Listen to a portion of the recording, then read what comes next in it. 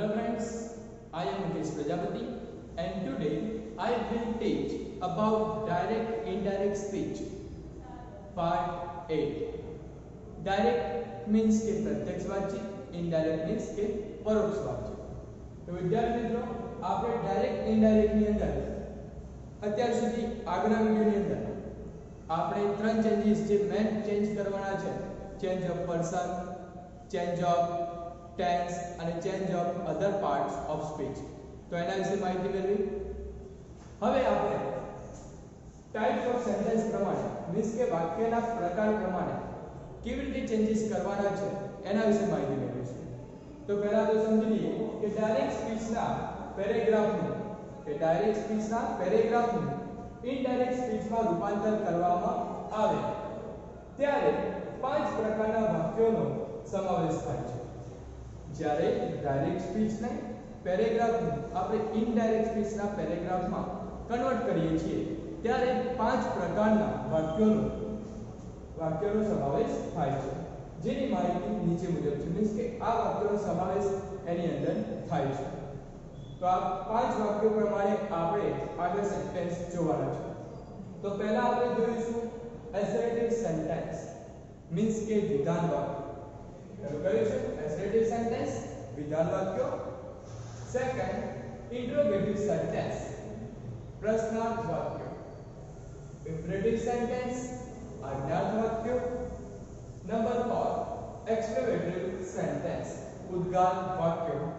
And number 5, ઓપ્ટેટિવ sentence means શુભેચ્છા દર્શક વાક્યો. તો આ પાંચ વાક્યોનો સમાવેશ એ ડાયરેક્ટ માંથી ઇનડાયરેક્ટમાં કન્વર્ટ કરીએ ત્યારે આ પાંચ પ્રકારના સેન્ટેન્સનો સમાવેશ થાય છે, જેને આપણે વન બાય વન પહેલા એસરેટિવ સેન્ટેન્સ જોઈશું, એની માહિતી મેળવ્યા પછી ઇન્ટ્રોગેટિવ સેન્ટેન્સ, આમ પાંચે પ્રકારના સેન્ટેન્સની અલગ અલગ માહિતી મેળવીશું. અને આ સેન્ટેન્સોમાં કયા ચેન્જીસ થાય છે, કેવી રીતે ચેન્જીસ થાય છે એની સવિસ્તાર માહિતી મેળવીશું. તો હવે આપણે સ્ટાર્ટ કરીશું. નંબર 1, એસરેટિવ સેન્ટેન્સ મીન્સ કે વિધાન વાક્ય. હવે આપણે એસરેટિવ સેન્ટેન્સ પ્રમાણે જોઈશું કે એસરેટિવ સેન્ટેન્સ મીન્સ કે વિધાન વાક્ય આપેલું હોય એને આપણે ઇનડાયરેક્ટ સ્પીચમાં કયા ચેન્જીસ સાથે ચેન્જ કરી શકીએ એ જોઈશું. કે આપણે જોયું આગળ કે પાંચ પ્રકારે ચેન્જીસ થાય છે સેન્ટેન્સમાં. એમાં આપણે નંબર 1 એસરેટિવ સેન્ટેન્સ મીન્સ કે વિધાન વાક્યો જોઈશું. એ વિધાન વાક્યની અંદર કયા ચેન્જીસ થાય તો એ જોઈએ. તો સૌપ્રથમ પહેલા કે ફેરફારો કયા થાય છે એ સમજી લઈએ. કે જો રિપોર્ટિંગ વર્બ તરીકે સેડ ટુ ને બદલે, કે ડાયરેક્ટ સ્પીચ ની અંદર સેડ ટુ આપેલું હોય છે, તો આ સેડ ટુ ને બદલે જ્યારે આપણે ઇનડાયરેક્ટ માં ફેરવીએ તો રિપોર્ટિંગ વર્બ નો શું થઈ જાય છે? ટોલ્ડ. પણ ક્યારે થશે? જો ડાયરેક્ટ સ્પીચ ની અંદર રિપોર્ટિંગ વર્બ પછી ઓબ્જેક્ટ આપેલો હોય તો, મીન્સ કે જે વાક્ય બોલાય છે એનો સાંભળનાર વ્યક્તિ સામે હોય તો સેડ ટુ ને બદલે આપણે ટોલ્ડ કરીશું. પહેલો ચેન્જીસ ખાસ ધ્યાન રાખજો કે રિપોર્ટિંગ વર્બ તરીકે સેડ ટુ ને બદલે ટોલ્ડ મુકાય છે, પણ ટોલ્ડ ક્યારે આવશે? જ્યારે સાંભળનાર વ્યક્તિનો પણ ઉલ્લેખ થયેલો હોય ત્યારે. ત્યાર પછી જો વિધાન વાક્ય જવાબ રૂપે હોય તો, જો વિધાન વાક્ય જવાબ રૂપે હોય તો રિપ્લાય મુકાય છે. ત્યાર પછી એનો આપણે ટોલ્ડ નહીં પણ શું કરીશું? રિપ્લાય મૂકીશું. મીન્સ કે વિધાન વાક્ય કોઈ વ્યક્તિ દ્વારા કોઈ વ્યક્તિને પ્રશ્ન પૂછાયો હોય અને એ વ્યક્તિ એ પ્રશ્નનો જવાબ આપતો હશે તો એ રિપોર્ટિંગ વર્બ તરીકે ત્યાં આપણે રિપ્લાય મૂકીશું. ત્યાં શું મૂકીશું? રિપ્લાય મૂકીશું. એ આપણે આગળના સેન્ટેન્સોની અંદર બધી જ માહિતી મેળવીશું કે ક્યાં રિપ્લાય આવે, ક્યાં આન્સર્ડ આવે,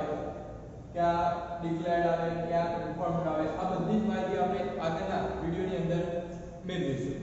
તો પહેલું તો સમજીએ કે જો વિધાન વાક્ય જવાબ રૂપે હોય તો, મીન્સ કે કોઈએ તમને પ્રશ્ન પૂછ્યો હોય અને તમે એ પ્રશ્નનો જવાબ આપી રહ્યા છો.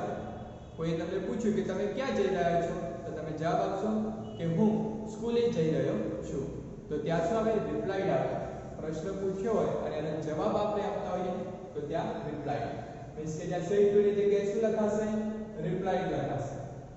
અને બીજું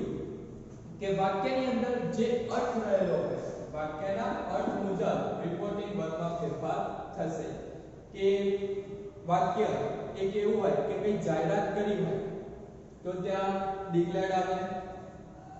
કે કોઈ પણ જાહેરાત કરી હોય તો ત્યાં ડિક્લેર્ડ આવશે કોઈ માહિતી આપવી હોય વિધાન વાક્ય સ્વરૂપે કોઈ માહિતી આપવામાં આવી હોય તો ઇન્ફોર્મ્ડ આવશે તો આ રીતે રિપ્લાય અને ઇન્ફોર્મ પર મૂકવામાં આવે છે મીન્સ કે વાક્યની અંદર જે અર્થ હોય એ પ્રમાણે રિપોર્ટિંગ વર્બ મૂકવામાં આવે છે જો તમને એના અર્થમાં ખ્યાલ નથી આવતો તો તમે સેક ટુ ની જગ્યાએ ત્યાં ટોલ્ડ મૂકી શકો છો પણ બેટર છે કે જો વાક્ય જવાબ રૂપે હોય તો એને રિપ્લાય જ મૂકો કોઈ જાહેરાત કરી હોય તો ડિક્લેર કોઈ માહિતી આપી હોય તો ઇન્ફોર્મ મીન્સ કે વાક્યના અર્થ પ્રમાણે આપણે રિપોર્ટિંગ વર્બ મૂકીશું રિપોર્ટિંગ વર્બ સેક ટુ નું જ્યારે આપણે ઇનડાયરેક્ટ સ્પીચમાં કન્વર્ટ કરીશું ત્યારે આ પ્રમાણેના ચેન્જીસ થાય છે જો સાદું વાક્ય હોય તો માત્ર ટોલ્ડ મૂકવાનું છે એ જ પ્રમાણે આગળનું કે આ રિપોર્ટિંગ વર્બની વાત થઈ બોલનાર પછી રિપોર્ટિંગ વર્બ અને પછી સાંભળનાર તો ત્યાં રિપોર્ટિંગ વર્બ તરીકે આટલા ચેન્જીસ થશે હવે એસરેટિવ સેન્ટેન્સની અંદર કન્જક્શન તરીકે ધેટ મૂકવામાં આવે છે કે બે વાક્યોને એક તો રિપોર્ટિંગ સ્પીચ અને રિપોર્ટેડ સ્પીચ આ બે વાક્યોને જોડવા માટે અહીંયા કન્જક્શન ધેટ મૂકવામાં આવે છે યાદ રાખજો એસરેટિવ સેન્ટેન્સની અંદર કન્જક્શન ધેટ મૂકવામાં આવે છે મીન્સ કે જે કોમા અને ઇન્વર્ટેડ કોમા છે જે કોમાની નિશાની અને ઇન્વર્ટેડ કોમાની નિશાની છે એક બે વસ્તુઓ દૂર કરીને ત્યાં ધેટ મૂકવામાં આવે છે એટલે કે બે વાક્યોને જોડવામાં આવે છે તો કન્જક્શન ધેટ મૂકવામાં આવશે અને ત્રીજો ચેન્જીસ થશે કે અન્ય ફેરફાર નિયમો મુજબ થાય છે કયા નિયમો તો જે ઇન્વર્ટેડ કોમાની અંદરનું સેન્ટેન્સ છે આ ઉપરના વાક્યનું થયું કે આ બોલનાર પછી રિપોર્ટિંગ વર્બ તરીકેના ચેન્જીસ અને પછી સાંભળનાર ત્યાર પછી કોમા અને ઇન્વર્ટેડ કોમા દૂર કરીને ત્યાં કન્જક્શન ધેટ અને હવે આવ્યું આપણું વાક્ય જે બોલનારનું વાક્ય છે તે તો ઇન્વર્ટેડ કોમાનું વાક્યની અંદર કયા કયા ચેન્જીસ તો નિયમ મુજબ તો કયા નિયમ છે તો એક નિયમ હતો ચેન્જ ઓફ પર્સન પ્રમાણે ચેન્જીસ સેકન્ડ હતો ચેન્જ ઓફ ટેન્સ પ્રમાણે ચેન્જીસ અને થર્ડ હતો change of other parts of speech તો આ ત્રણ ચેન્જીસ કરવાના રહેશે આ ત્રણેય ચેન્જીસ આ વાક્યની અંદર થશે તેનું એક સૂત્ર જોઈએ આપણે સૂત્ર શું થાય છે પહેલા છે સ્પીકર મીન્સ કે બોલનાર સ્પીકર મીન્સ કે બોલનાર ત્યાર પછી આ ડાયરેક્ટ માંથી ઇનડાયરેક્ટ માં ફેરવીએ તો કેવી રીતે સૂત્ર આવે છે એની વાત છે કે જ્યારે આપણે ડાયરેક્ટ સ્પીચ નું વાક્ય ઇનડાયરેક્ટ સ્પીચમાં ફેરવીએ ત્યારે આટલા ચેન્જીસ થાય છે તો પહેલું તો સ્પીકર મીન્સ કે જે બોલનાર છે એ જ વ્યક્તિ આવશે ત્યાર પછી રિપોર્ટિંગ વર્બ તરીકે સેડ ટુ ની જગ્યાએ ટોલ્ડ ત્યાર પછી લિસનર મીન્સ કે સાંભળનાર પછી કન્જક્શન ધેટ ત્યાર પછી વાક્યની અંદર ઇન્વર્ટેડ કોમાની અંદર જે સબ્જેક્ટ છે એ સબ્જેક્ટ ત્યાર પછી વર્બ અને પછી અધર વર્બ્સ તો આ રીતે આપણું ચેન્જીસ થાય છે વાક્યની અંદર તો અહીંયા આપણે એક સેન્ટેન્સ જોઈએ કે Maulik said to Nirali Maulik said to Nirali હવે મૌલિક એ નિરાલીને શું કહે છે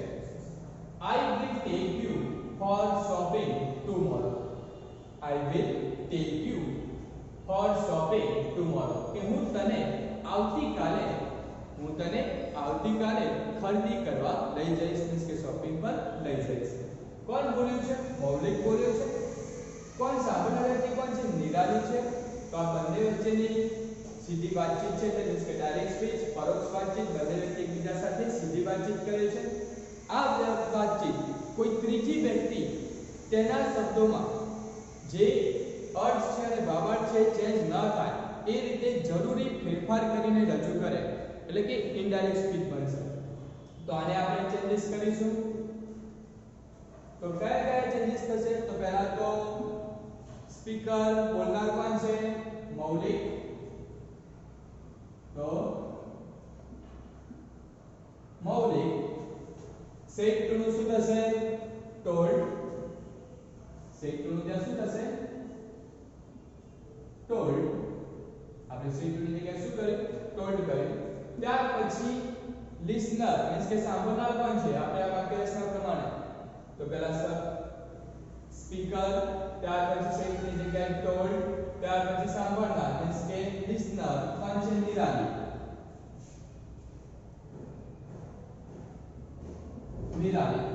ત્યાર પછી કોમા અને ઇન્વર્ટેડ કોમા દૂર કરીને આપણે કન્જક્શન મૂકવાનો છે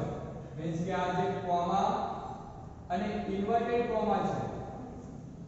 કોમા અને ઇન્વર્ટેડ કોમા છે બંને દૂર કરીને ત્યાં કન્જક્શન કરી મુકાશે that મીન્સ કે આ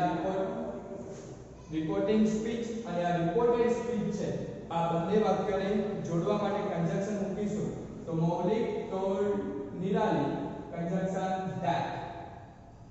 conjunction that ત્યાર પછી હવે ઇન્વર્ટેડ કોમા ની અંદરનું સેન્ટેન્સ જેમાં આપણે નિયમો મુજબ ચેન્જીસ કરવાના છે change of person change of tense અને change of other parts of speech તો ચલો હવે એની અંદર જોઈએ તો મૌલિક told નિરાલી that આટલું વાક્ય તમારું ક્લિયર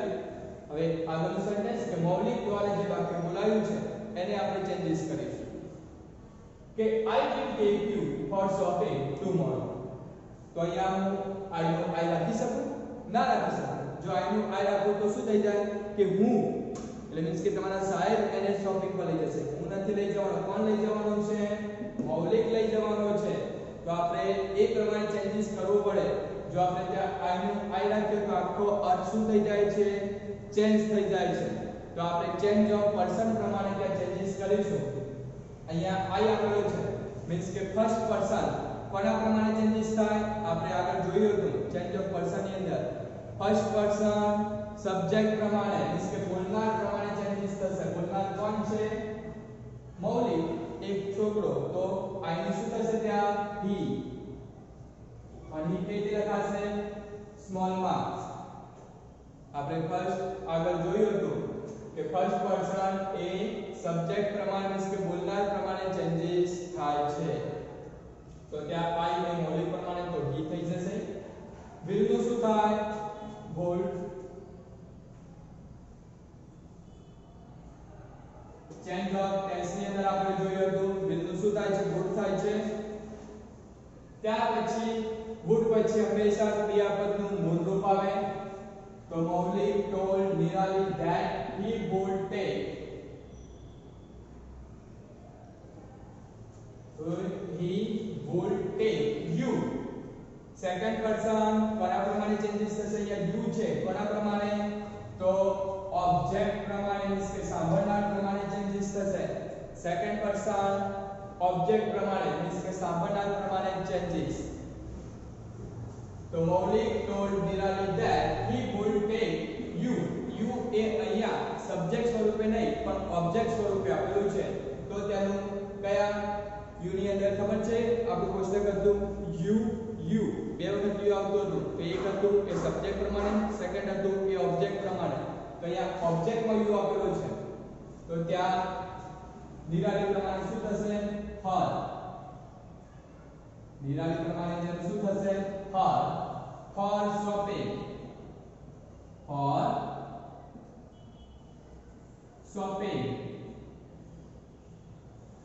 પાછળ change of other parts of speech means કે ટુમોરો છે તેનું શું થાય ટુમોરો નો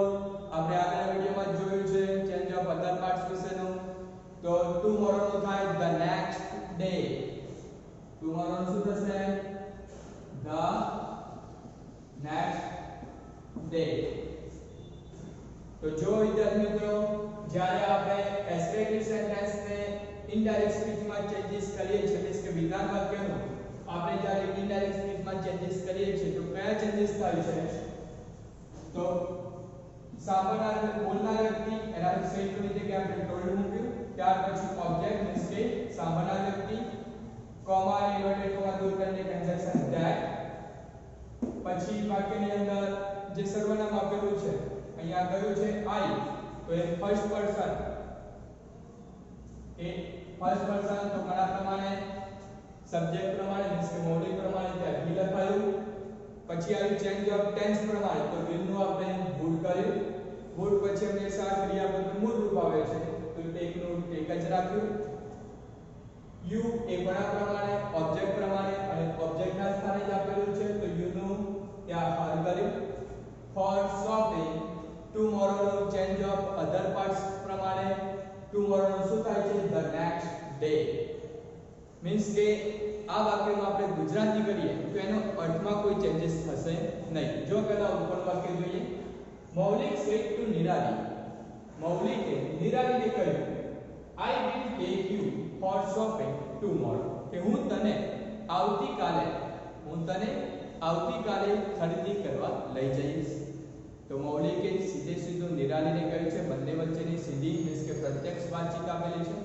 આ વાક્યને કોઈ ત્રીજી વ્યક્તિ રજૂ કરશે તો કેવી રીતે વાક્ય બને મૌલિક told નિરાલી that મૌલિકે નિરાલીને કહ્યું હતું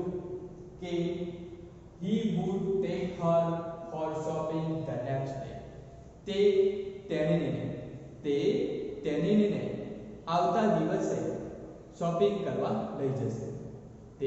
તેણીને આવતા દિવસે શોપિંગ કરવા લઈ જશે મીન્સ કે એના અર્થમાં કોઈ ચેન્જીસ થતો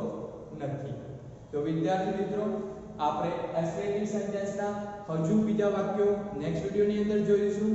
ત્યાં સુધી તમારે શું ધ્યાન રાખવાનું છે કે એસરેટિવ સેન્ટેન્સમાં આપણે ડાયરેક્ટ સ્પીચમાંથી ઇનડાયરેક્ટ સ્પીચમાં જ્યારે ચેન્જીસ કરીએ છીએ તો કયા ચેન્જીસ થાય છે એ ખાસ ધ્યાન રાખવાનું છે કયું કન્જક્શન મૂકવાનું છે અને નિયમ અનુસાર આગળના વિડિયોમાં આપણે જે નિયમો જોયા એ પણ તમારે ખાસ તૈયાર કરવાના રહેશે જો એ આવડશે તો તમે સરળતાથી ડાયરેક્ટ સ્પીચનું વાક્ય ઇનડાયરેક્ટ સ્પીચમાં કન્વર્ટ કરી શકશો તો એના માટેનું આપણે આ સૂત્ર જોયું આ એક વાક્ય જોયું હવે આના જેવા બીજા વાક્યો આપણે નેક્સ્ટ વિડિયોમાં જોઈશું થેન્ક યુ